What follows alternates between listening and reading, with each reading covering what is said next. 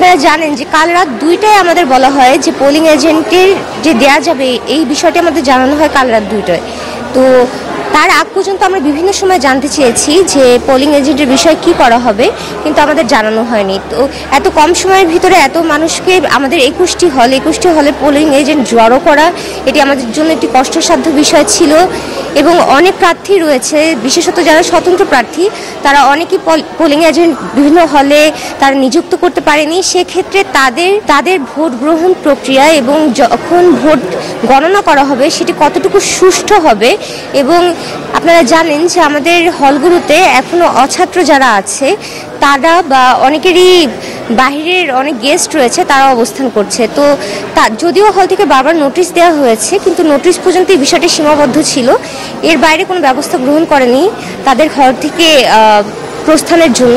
সেই ক্ষেত্রে এখন কোনো রাজনৈতিক দল বা কোনো প্যানেলযুক্ত দল তাদের বল প্রয়োগ করবে কিনা ভোট গ্রহণের ক্ষেত্রে, ভোট দেওয়ার সময়, এবং প্রার্থীরা আসলে কি তাদের ভোট ঠিক করে দিতে পারবে কিনা সেই জায়গা থেকে আমি সন্দিহান। ধন্যবাদ।